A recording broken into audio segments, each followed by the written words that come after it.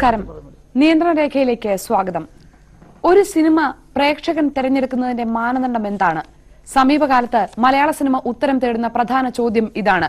താരപ്പകിട്ടും നിർമ്മാണ ചെലവും ഏറെ ഉണ്ടായിട്ടും തിയേറ്ററുകളിലേക്ക് പ്രേക്ഷകനെ ആകർഷിക്കാൻ കഴിയാതെ വരുന്ന സിനിമകളുടെ എണ്ണം വർദ്ധിച്ചു വരുന്ന കാലത്താണ് ഒന്നും അവകാശപ്പെടാനില്ലാത്ത ഒരു ചിത്രം തിയേറ്ററുകളിൽ ആർപ്പുവിളി സൃഷ്ടിക്കുന്നത്. സംഘടനകളുടെയും സമരത്തിന്റെയും പേരിൽ മലയാള സിനിമ പ്രേക്ഷകന് മുന്നിൽ ഒറ്റപ്പെടുമ്പോഴാണ് സന്തോഷ് പണ്ഡിറ്റും കൃഷ്ണനും രാധയും ചർച്ച ചെയ്യപ്പെടുന്നത്. നിയന്ത്രണ രേഖ ഇന്ന് ചർച്ച ചെയ്യുന്നത് ഈ ചോദ്യമാണ്: സന്തോഷ് പണ്ഡിറ്റിന്റെ സിനിമ കാണുന്നത് ആരാണ്? ചർച്ചയിൽ പങ്കെടുക്കാൻ നമ്മളോടൊപ്പമുള്ളത് സന്തോഷ് പണ്ഡിറ്റ് കോഴിക്കോട് നിന്ന് ചേരുന്നു. നിർമ്മാതാവും സംവിധായകനുമായ MA നിഷാദ്, നടനും സംവിധായകനുമായ ലിജോ ജോസ് പെല്ലിശ്ശേരി, നടനും സംവിധായകനും നിർമ്മാതാവുമായ advocate Baburaj, doctor CJ John എന്നിവരാണ് ചർച്ചയിൽ പങ്കെടുക്കുന്നത്. ആദ്യം ശ്രീ നിഷാദ്, ആരാണ് കൃഷ്ണൻ രാധയും കാണാൻ തിയേറ്ററിലേക്ക് ഓടുന്നത്? എന്റെ മുമ്പിൽ നിൽക്കുന്ന ഈ ചെറുപ്പക്കാരാണ് ഇതിന്റെയൊക്കെ പുറകിൽ. സോഷ്യൽ നെറ്റ്വർക്കിലെ മാർക്കറ്റിംഗ് ആണ് സന്തോഷ് ഈ സിനിമയെ വിജയിപ്പിക്കാൻ എടുത്ത ഒരു കാരണം. സന്തോഷ് പണ്ഡിറ്റ് ഒരു മണ്ടനൊന്നുമല്ല. ഞാൻ കണ്ടതിൽ ഏറ്റവും ബുദ്ധിമാനായ ഒരു വ്യക്തിയാണ് സന്തോഷ് പണ്ഡിറ്റ്. സന്തോഷിനെ കൊണ്ട് ഈ കാര്യങ്ങളൊക്കെ ഈ അദ്ദേഹത്തിന് ഇത്രയും ഫോളോവേഴ്സിനെ, നെഗറ്റീവ് ഫോളോവേഴ്സ് അല്ലാതെ വേറെ ഒന്നുമല്ല, ഉണ്ടാക്കിയത് അദ്ദേഹത്തിൻ്റെ അതിബുദ്ധിപൂർവമായ ഒരു മാർക്കറ്റിംഗ് ശൈലി കൊണ്ട്. ഇത് തന്ത്രമാണ്. തീർച്ചയായിട്ടും സന്തോഷ് പണ്ഡിറ്റിനെ പറ്റി പറയുമ്പോൾ എനിക്കും ചിരി വരും, ഷാനിക്കും വരും, ഈ ഇരിക്കുന്ന എല്ലാവർക്കും ചിരി വരും. ഇത് സമീപകാലത്ത് ഇറങ്ങിയ അല്ലെങ്കിൽ കുറച്ച് കാലങ്ങളായിട്ട് മലയാള സിനിമയെ ഗ്രസിച്ചുകൊണ്ടിരിക്കുന്ന അല്ലെങ്കിൽ മലയാള സിനിമയിൽ നിന്ന് പ്രേക്ഷകർ മാറിപ്പോകാനുള്ള പ്രധാന കാരണം തീർച്ചയായിട്ടും ഞാൻ ഉൾപ്പെടെയുള്ളവർ അതിന് ഉത്തരവാദിയാണ്. സിനിമയുടെ നിലവാര തകർച്ച തന്നെയായിരിക്കും. അതിനെതിരായിട്ടുള്ള ഒരു പ്രതികരണം, അതാണ് ഞാൻ പറഞ്ഞ നെഗറ്റീവ് ഫോളോവേഴ്സ്. എന്നാൽ സന്തോഷ് പണ്ഡിറ്റിനെ പോലുള്ള ആളെ പ്രൊമോട്ട് ചെയ്ത് ഇതിന് ഞങ്ങളൊരു മറുപടി കൊടുക്കാമെന്നുള്ള ഇവിടുത്തെ പ്രബുദ്ധരായ ചെറുപ്പക്കാർ ഇറങ്ങി തിരിച്ചതിൻ്റെ ഫലമായിട്ടാണ് സന്തോഷ് പണ്ഡിറ്റിനെ പോലുള്ള ആളുകൾ ഇവിടെ കൊട്ടിഘോഷിക്കപ്പെടുന്നത്. ശ്രീ ബാബുരാജ്, താങ്കളുടെ നിരീക്ഷണം എന്താണ്? അല്ല, ഞാൻ പറയുന്നത് ഈ പണ്ഡിറ്റിന്റെ പേര് മാറ്റി പണ്ഡിതൻ എന്നാക്കണം എന്നാണ് ഞാൻ പറയുന്നത്. എന്നെ എന്ത് പറഞ്ഞാലും എനിക്ക് കുഴപ്പമില്ല. എന്നെ തന്തയ്ക്ക് വിളിച്ചോളൂ, തള്ളയ്ക്ക് വിളിച്ചോളൂ, അതെ, വിളിക്കണവരെ പ്രോത്സാഹിപ്പിക്കുക. അതിനെ സിനിമ എന്നല്ല പറയുന്നത്. അതിനെ നിങ്ങൾ എന്ത് പറഞ്ഞാലും അതിനെ സിനിമ എന്നല്ല പറയാം. അത് പണ്ട് നമുക്കൊരു ഷക്കീലത്തരംഗം ഉണ്ടായില്ലേ, അതിന്റെ പുറകെ കുറച്ച് ആൾക്കാരുണ്ടായിരുന്നല്ലോ, പക്ഷെ അത് നിലനിന്നില്ലല്ലോ. അപ്പോൾ അതുകൊണ്ട് ഇത് എനിക്ക് പറയാനുള്ളത് നമ്മുടെ കൊച്ചനിയന്മാരോട് പറയാനുള്ളത്. കാരണം ഇവരാണിത് പ്രോത്സാഹിപ്പിക്കുന്നത്. അവനെ തെറി പറയാൻ വേണ്ടിയേ കയറുന്നത് തിയേറ്ററിൽ, അല്ലാണ്ട് അതിനകത്ത് കലാമൂല്യം കൊണ്ടോ മറ്റൊന്നും കൊണ്ടല്ല. ഇയാളെ ചീത്ത പറയാ, ഇയാൾ ഫോൺ ചെയ്ത് കഴിഞ്ഞാൽ ആർക്കാണ്, അപ്പനാണോ പറയുന്നത് അമ്മയ്ക്കാണോ പറയുന്നത്, പറഞ്ഞോളൂ എന്ന് പറയുന്നത് പറയാൻ പറ്റും. മനസ്സിലായോ? അദ്ദേഹത്തിന്റെ വേഷം ഇതാണ്. ഞാൻ പേഴ്സണലായിട്ട് എനിക്ക് ആ ചങ്ങാതിനോട് യാതൊരു ഇതുമില്ല. പക്ഷെ ഇത് ഞാനടക്കം 10-12 വർഷമായി നമ്മളടക്കം കഷ്ടപ്പെടുന്ന ഒരു ഇൻഡസ്ട്രിയാണത്, നമ്മൾ ഒന്ന് പിഴച്ചു പോകാനായിട്ട്. പക്ഷെ അവിടെ ഇങ്ങനെ ഒരു മാറ്റം വരുത്താന്ന് പറയുമ്പോൾ നമുക്ക് ഒരിക്കലും അനുകൂലിക്കാൻ പറ്റുന്നില്ല. എനിക്ക് ഈ പണ്ഡിതനോട് എനിക്ക് യാതൊരു ഒരു ഇതുമില്ല. ശ്രീ ലിജോ ജോസ്, സിനിമയുമായി കൂട്ടിച്ചേർത്ത ഈ പേര് വായിക്കേണ്ട എന്നാണ് മലയാള സിനിമയിലുള്ളവർ ഞങ്ങളോട് പറഞ്ഞുകൊണ്ടിരിക്കുന്നത്. താങ്കൾ അതിനെ കാണുന്നത് എങ്ങനെയാണ്? അല്ല, ഈ സന്തോഷ് പണ്ഡിറ്റിന്റെ പുള്ളിയുടെ സിനിമയെ പറ്റിയും പുള്ളിയെ പറ്റിയും നമ്മൾ നെഗറ്റീവ്സ് ആണ് നമ്മൾ ചർച്ച ചെയ്തുകൊണ്ടിരിക്കുന്നത്. ബേസിക്കലി ഞാൻ അതിൻ്റെ ഒരു പോസിറ്റീവ് സൈഡ് പറയാം. അതായത് എൻ്റെ കയ്യിൽ 10,000 രൂപ ഉണ്ടെന്നുണ്ടെങ്കിൽ എനിക്കൊരു സിനിമ ചെയ്യാൻ പോസിബിൾ ആണ്. ഇപ്പോഴത്തെ അവസ്ഥയിൽ നമ്മൾ ഡിജിറ്റൽ മീഡിയവും അതുപോലുള്ള ഫെസിലിറ്റീസും ടെക്നിക്കും ഒരുപാട് ഡെവലപ്പായി കഴിഞ്ഞു. അത് സിനിമ ചെയ്യുന്ന ഘട്ടം വരെ അതിപ്പോ നമ്മൾ കണ്ടു. ഏറ്റവും ഒടുവിൽ ചാപ്പാക്കുരിശിന്റെ സമയത്തൊക്കെ പ്രൊഡക്ഷൻ കോസ്റ്റ് കുറയ്ക്കുന്നതും സിനിമ എന്നിട്ട് യാഥാർത്ഥ്യമാക്കാനുള്ള പുതിയ സാങ്കേതിക വിദ്യയുടെ സഹായമൊക്കെ കേട്ടിട്ടുണ്ട്. പക്ഷെ ഇത് പ്രേക്ഷകരിലേക്ക് എത്തുമ്പോഴുള്ള മാറ്റമാണ്. പ്രേക്ഷകർ സ്വീകരിക്കുന്നില്ല, പ്രേക്ഷകർ പുറംതിരിഞ്ഞു നിൽക്കുന്നു എന്ന് ഉള്ളൊരു സ്ഥിരമായ പല്ലവിക്കിടയിലാണ് ഒരു തിയേറ്റർ നിറയെ ആളുകൾ. അതിനകത്ത് അവരെന്ത് ചെയ്യുന്നു എന്നുള്ളത് മറ്റൊരു ചർച്ചാ വിഷയമാണെങ്കിൽ പോലും. ജനകോടികളുടെ വിശ്വസ്ത സ്ഥാപനം എന്ന് പറഞ്ഞ സ്റ്റേറ്റ്മെന്റ് ഏറ്റെടുത്ത മലയാളി ഇങ്ങനൊരു സിനിമയെ ഏറ്റെടുക്കും. കൃഷ്ണനും രാധയും കാണാൻ തിയേറ്ററിൽ ഇടിച്ചു കയറുന്നവരെ പ്രേക്ഷകരെന്ന് വിളിക്കരുത്, ആ സിനിമയെ മലയാള സിനിമയെന്ന് വിളിക്കരുത് എന്ന് വാദിക്കുന്നവരുണ്ട് നമ്മളുടെ ഇടയിൽ. നമുക്കറിയാം. ഈ ആൾക്കൂട്ടത്തെ താങ്കൾ എങ്ങനെയാണ് കാണുന്നത്? ഇപ്പം നമ്മൾ ചരിത്രം അല്ലെങ്കിൽ നമ്മുടെ വേദങ്ങളും അല്ലെങ്കിൽ ബൈബിളൊക്കെ പരിശോധിച്ച് കഴിഞ്ഞാൽ പറയും അവസാന കാലഘട്ടത്ത് അന്തിക്രിസ്തു വരുന്നു. കേരളത്തിനെ സംബന്ധിച്ചിടത്തോളം മലയാള സിനിമയുടെ ഒരു നാശത്തിന്റെ മണി നമ്മളെല്ലാവരും കാണുന്നുണ്ട്. അതിൽ ഒരുപക്ഷെ ഒരു അന്തിക്രിസ്തുവിന്റെ സ്ഥാനം ചിലപ്പോൾ സന്തോഷ് പണ്ഡിറ്റിനുണ്ട് എന്ന് വെച്ച് കഴിഞ്ഞാൽ ഇത് വ്യക്തമായിട്ടുള്ള സൂചനയാണ്. ഇപ്പം നമ്മുടെ സൂപ്പർ താരങ്ങൾ തന്നെ ഈ കലാപരതയും ആവിഷ്കാര ചാരുതയും എല്ലാം കൂടെ ചേർത്തിട്ടുള്ള എത്ര മണ്ടൻ സിനിമകൾ മാർക്കറ്റ് ചെയ്ത ആളുകളെ പറ്റിച്ചിട്ടുണ്ട്. അതിലേക്കാണ് നിലവാര താഴ്ചയുടെ ഔന്നിത്യം മാർക്കറ്റ് ചെയ്ത് എത്ര പെട്ടെന്ന് പൊതുജന മധ്യത്തിലേക്ക് വരാം എന്നുള്ളത് സന്തോഷ് പണ്ഡിറ്റ് കാണിച്ചു കൊടുക്കുന്നത്. ശ്രീ സന്തോഷ് പണ്ഡിറ്റ്, ഇവിടെ നിന്നുള്ള പ്രതികരണങ്ങൾ താങ്കൾ കേട്ടിട്ടുണ്ട്. ഇതിനകം ഈ 2 ആഴ്ചക്കിടയിൽ കേരളത്തിലെ താങ്കളുടെ സിനിമ കണ്ട പ്രേക്ഷകർ എന്ത് പറയുന്നു എന്ന് താങ്കൾക്കേ അറിയൂ. താങ്കൾ പറഞ്ഞാലേ അതിന്റെ സത്യം ഞങ്ങൾക്കും അറിയൂ.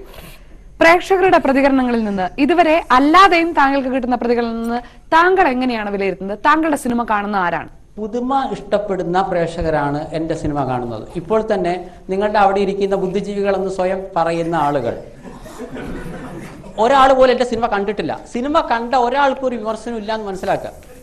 ഞാനെന്താ ആരെയും കൊന്നിട്ടുണ്ടോ ഏട്ടാ?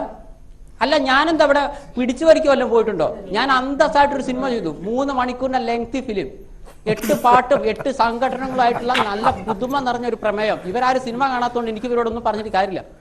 ആ സിനിമ കാണാൻ പുതുമയുടെ ആംഗിൾ ആ സിനിമ ഇടിച്ചു കയറുന്നു, ആളുകൾക്ക് വളരെ ഇഷ്ടപ്പെടുന്നു, ആളുകൾ എന്നെ സൂപ്പർ സ്റ്റാറായി കണക്കാക്കുന്നു. ഇവർക്ക് 100 കോടി ചെലവാക്കി ഇവരുടെ 3-ാം ദിവസം ഹോൾഡ് ഓവർ ആവുന്ന ഇവരുടെ സിനിമ ഇവരെ കണ്ട് പേടിച്ച് വിറയ്ക്കുകയാണ്. ഇവരെന്ത് ഹിറ്റിന്റെ കാര്യമാണ് പറയുന്നത്? വെറും 5 ലക്ഷം രൂപ ചെലവാക്കിയ സിനിമ ഇവിടെ കോടികൾ കൊയ്യുന്നു. ഞാൻ അതിൽ സെക്സ് സിനിമയാണോ ഞാൻ എടുത്ത്? ഇനി സെക്സ് സിനിമ എടുക്കാൻ പാടില്ല എഴുതി വെച്ചിട്ടുണ്ടോ? ഒരു സെക്സ് സിനിമ അല്ല. സിനിമ കണ്ടവനോട് ചോദിക്കും നിങ്ങൾ. വളരെ പുതുമയുള്ള ഒരു പ്രമേയം. ഇവർ പഴയ വീഞ്ഞ് പുതിയ കുപ്പിയിലാക്കുക എന്നുള്ള ഒറ്റ സിദ്ധാന്തമാണ് ഇവർ കൊണ്ടു നടക്കുന്നത്. ഇവരെന്താണ് ചെയ്യുന്നത്? കോടികൾ നശിപ്പിക്കുന്നു. ഇവർ പറയുന്നത് എന്താ? ഇത്രയും കാലം ഇവരെന്താണ് പറഞ്ഞു നടന്നത്? പ്രധാനപ്പെട്ട ചാനലുകളിലെ സ്ത്രീകൾ മുഴുവൻ ചാനലിലെ സീരിയലിന്റെ മുന്നിലാണ്. ഞങ്ങളുടെ സിനിമ ഇറങ്ങിക്കഴിഞ്ഞാൽ അന്ന് തന്നെ യൂട്യൂബിലെല്ലാം വരുന്നോണ്ട് കാണാൻ മനുഷ്യന്മാരില്ലാന്ന്. എങ്കിൽ എൻ്റെ 8 പാട്ടുകളും ജനങ്ങൾക്ക് ബൈഹാർട്ടാണ്. രാത്രി ശിവരാത്രി എന്ന് പറഞ്ഞ പാട്ടിന്റെ വീഡിയോ ഇവിടുത്തെ LKG കുട്ടികളുടെ മൊബൈലിൽ വരെയുണ്ട്. ഒരേ സമയം മലയാളത്തിൽ കൃഷ്ണൻ രാധയും പോലുള്ള നല്ല പുതുമുള്ള സിനിമ ഓടുമ്പോൾ തമിഴ്നാട്ടിൽ എങ്കൈ എപ്പോ എന്ന് പറഞ്ഞ സിനിമ അവിടെ സൂപ്പർഹിറ്റായി ഓടുന്നു. അവിടെ സുബ്രഹ്മണ്യപുരം ഓടുന്നു. എന്തുകൊണ്ട് ഓടുന്നു? ശ്രീ സന്തോഷ് പണ്ഡിറ്റ്, താങ്കൾ സുബ്രഹ്മണ്യപുരവുമായും മൈനയുമായും അങ്ങാടി തെരുവുമായും എങ്കേയും എപ്പോന്നുമായും ഒക്കെ താങ്കളുടെ സിനിമയെ കമ്പയർ ചെയ്യുന്നോണ്ട് ചോദിക്കുന്നതാണ്. താങ്കൾ ഈ സിനിമ ഏതെങ്കിലും ഒന്ന് കണ്ടിട്ടുണ്ടോ?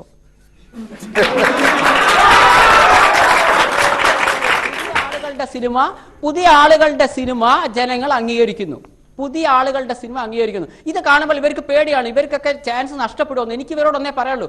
കുറെ 100 പുതിയ ആളുകൾ വന്നു വെച്ചിട്ട് ഇവരുടെ ചാൻസ് പോകുന്നില്ല. ഇവർക്ക് കിട്ടേണ്ടത് ഇവർക്ക് തന്നെ കിട്ടിയിരിക്കും എന്ന് വെച്ചാൽ ഇങ്ങനെ പേടിച്ച് വരച്ച് എന്നെ ശത്രുവായി കണക്കാക്കേണ്ട കാര്യമൊന്നുമില്ല.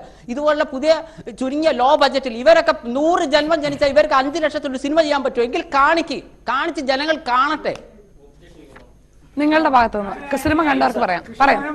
കൃഷ്ണനും രാധയും എന്നുള്ള സിനിമ കാണേണ്ടി വന്ന ഒരു ഹതഭാഗ്യനാണ്. എൻ്റെ ഒരു സുഹൃത്ത് നിർബന്ധിച്ചുകൊണ്ട് ഞാൻ പോയതാണ്. ഞാൻ ആ സുഹൃത്തിനെ എനിക്ക് തല്ലിക്കൊല്ലാനുള്ള ദേഷ്യമുണ്ട്. കാരണം ഇതിൽ കോപ്രായമാണ്, ഇതിൽ അഭിനയമല്ല. ഇത് സന്തോഷ് പണ്ഡിറ്റ് ആയാലും ബാക്കിയല്ല ഒരാൾ പോലും നല്ലൊരു അഭിനേതാവില്ല. ഞാൻ അവസാനം വരെ നോക്കി എന്തെങ്കിലും നല്ല വശമുണ്ടോന്ന്. കോപ്രായത്തിന്റെ ഒരു കേളിയാണ് അവിടെ നടക്കുന്നത്. അതുകൊണ്ട് ഈ പടം ഒരിക്കലും ഇതിനെ പ്രോത്സാഹിപ്പിക്കാൻ ഞങ്ങൾക്ക് സാധിക്കില്ല. ദയവ് ചെയ്ത് ഇനി അഭിനയിക്കുകയോ സംവിധാനം ചെയ്യുകയോ ചെയ്യരുത്. പകരം താങ്കൾക്ക് പണമുണ്ടെങ്കിൽ സിനിമ നിർമ്മിച്ചോ. നല്ല നല്ല ആൾക്കാർ, സംവിധായകരും അഭിനേതാക്കളും കൂടെ ഉണ്ട്. ഇതിലുള്ള അഭിനേതാക്കളെ ഒന്നിനെയും പങ്കെടുപ്പിക്കാതെ താങ്കൾ സിനിമ നിർമ്മിച്ചോ. അതുകൊണ്ട് ഞങ്ങളെ ഈ കഷ്ടകാലത്ത് നിന്ന് രക്ഷപ്പെടുത്തണേ എന്നൊരൊറ്റ പ്രാർത്ഥനയുള്ളൂ. നേരത്തെ താങ്കൾ പറഞ്ഞ ഒരു പൊളിറ്റിക്സും ഒരു പേടിയും ഇല്ലാത്തൊരു സാധാരണ പ്രേക്ഷകനാണ് പറയുന്നത്. ഓക്കെ, ഞാൻ പറയുന്നു, ഞാൻ ആരോടും പ്ലീസ് കാണുന്ന ഈ പറയുന്ന വ്യക്തിന്റെ അടക്കം ഞാൻ പോയിട്ടില്ല. ഇഷ്ടമുള്ള പുതിയ മനസ്സുള്ള കണ്ടാൽ മതി. എന്റെ സിനിമ കാണാൻ ആളുകൾ ഉള്ളിടത്തോളം കാലം ഞാൻ ജനങ്ങളെ മുന്നിൽ കാണിച്ചിരിക്കും. ഇഷ്ടമുള്ള പുതിയ മനസ്സുള്ള കണ്ടാൽ മതി. ഞാൻ ആരോട് കാണുന്ന നടക്കുന്നില്ല. ഇയാൾ എന്തിനാ എന്റെ സിനിമ കാണുന്നത്? നല്ല ആളുകൾ കണ്ടാൽ അത് കാണാൻ ആളുകൾ ഇവിടെ ഉണ്ട്. ഇവിടെ 30 ദിവസം ഹൗസ്ഫുള്ളിലാണ് സിനിമ ഓടുന്നത്. സിനിമ നിർമ്മിച്ചോളൂ, അഭിനയിക്കാതിരുന്നാൽ മതി. സംവിധാനം ചെയ്യുകയും ചെയ്യരുത്, രണ്ടും മതി. അഭിനയിക്കും. ഇഷ്ടമുള്ള പുതിയ മനസ്സിന്റെ കണ്ടാൽ നിങ്ങളുടെ കാണാൻ ഞാൻ പറഞ്ഞോ? നിങ്ങളെ വീട്ടിലേക്ക് ഞാൻ വന്നോ? നിങ്ങൾക്കൊക്കെ അസൂയ ലോക റെക്കോർഡ് കിട്ടിയത് സിനിമ കാണാൻ അറിയാമോ? കാശ് കൊടുത്ത് ഫ്രീ ആയിട്ട് നിങ്ങൾ കാണണ്ട.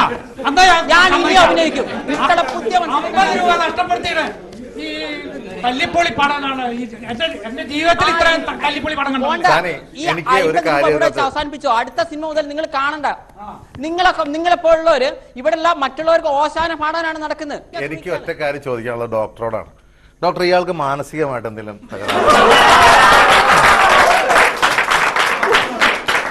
എന്റെയും പ്രേക്ഷകരുടെ ചോദ്യമാണ്. കാരണം എനിക്കിപ്പോ ഈ ആവേശം കണ്ടപ്പോ ഗ്രീക്ക് മിത്തോളജിയിലൊരു കഥാപാത്രമുണ്ട്, നാർസിസസ് എന്ന് പറഞ്ഞത്. അദ്ദേഹത്തിനോട് തന്നെയാണ് അദ്ദേഹത്തിന്റെ പ്രണയം.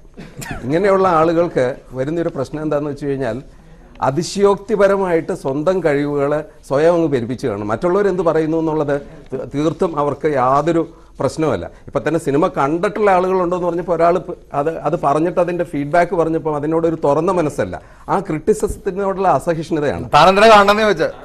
ഈ നാർസിസിന്റെ പേരിൽ ഉള്ള നാർസിസിസ്റ്റിക് പേഴ്സണാലിറ്റി ഡിസോർഡർ എന്ന് പറഞ്ഞിട്ടൊരു വകഭേദമുണ്ട്. അതില് തീർച്ചയായിട്ടും ഈ തരത്തിലുള്ള അതിശയോക്തിപരമായിട്ടുള്ള ചില ചിന്തകളും ഒക്കെ വരാം. ഇതൊക്കെ ആണെങ്കിലും ഞാൻ ഇപ്പോഴും പറയുന്നു, സന്തോഷ് പണ്ഡിറ്റിന് വർത്തമാന കേരളത്തിലെ സിനിമാ ചരിത്രത്തിൽ ഒരു സ്ഥാനമുണ്ട്. അദ്ദേഹം ഒരു ചൂണ്ടുപലകയാണ്. നമ്മുടെ ഇവരെ പോലുള്ള സിനിമാ പ്രവർത്തകർക്ക് വേണ്ടിയിട്ടുള്ള ഒരു ചൂണ്ടുപലയായിട്ടാണ് നിൽക്കുന്നത്. ആ രീതിയിൽ അദ്ദേഹത്തിന്റെ പ്രസക്തി നമ്മൾ തള്ളിക്കളയാൻ പറ്റില്ല. ഇവരോടുള്ള പ്രതിഷേധവും കലാപവുമാണ് തിയേറ്ററുകളിലുള്ള കൂക്കുവിളിയും ആർപ്പുവിളിയും പുലഭ്യം പറയലുമായിട്ട് ഈ യുവതലമുറ കാണിക്കുന്നത്. നിങ്ങളുടെ പ്രതിഷേധം, ഇപ്പോഴത്തെ സിനിമയോടുള്ള നിങ്ങളുടെ പ്രതിഷേധം ഉള്ളു തുറന്ന് അത് പ്രകടിപ്പിക്കാനായിട്ടുള്ള ഒരു അവസരം ഉണ്ടാക്കി കൊടുത്തതിന് തീർച്ചയായിട്ടും സന്തോഷ് പണ്ഡിറ്റിനെ നമ്മൾ അനുമോദിക്കുകയാണ്. ആ തലത്തിൽ ഒരു സാമൂഹിക മനഃശാസ്ത്രത്തിന്റെ ഇതില് ഞാൻ അദ്ദേഹത്തിനെ അനുമോദിക്കുന്നു. ഇതിൻ്റെ അകത്ത് നമ്മൾ LP സ്കൂളിലൊക്കെ പഠിക്കുന്ന കാലത്ത് ഈ സ്കൂള് ഇന്റർവെൽ സമയത്ത് ഒരു പ്രാന്തൻ പാട്ട കൂട്ടിക്കൊണ്ട് പോയാൽ പിള്ളേരെല്ലാം കൂടും. ദാറ്റ് ഡസന്റ് മീൻസ് ദാറ്റ് ഇത് പ്രാന്തന്റെ ഫാൻസ് ആണ് എല്ലാവരും. ഞാൻ വളരെ പ്രാധാന്യമുള്ള ആളാണെന്നുള്ള ചിന്ത ഉള്ള ആളുകളാണ് മിക്കവാറും എല്ലാ ക്രിയേറ്റേഴ്സും, എല്ലാ സിനിമാക്കാരും, എല്ലാ നടന്മാരും. അത് കുറച്ച് അതിന്റെ ടൈറ്റർ കൂടിപ്പോയി എന്ന് മാത്രമേ ഉള്ളൂ. അതുകൊണ്ട് അതൊരു ദോഷമായിട്ട് ഞാൻ കാണുന്നില്ല. അദ്ദേഹത്തിന്റെ ക്രിയേറ്റിവിറ്റിയിൽ അതൊരു ദോഷമാവുന്നില്ല, മനസ്സിലായില്ല. പക്ഷെ നിങ്ങൾ എല്ലാവരും മനസ്സിലാക്കണ്ടേ, ഇത് പ്രേക്ഷക സമൂഹത്തിന്റെ മനഃശാസ്ത്രത്തിന്റെ ചില വൈകല്യങ്ങളിലേക്കുള്ള ചൂണ്ടുവലകയാണ്. ഈ സിനിമാക്കാർക്ക് ഇത്രയും കണ്ണുകടി ഉണ്ടാവുന്നു, എന്നെ ശത്രുവായി കണക്കാക്കുന്നു.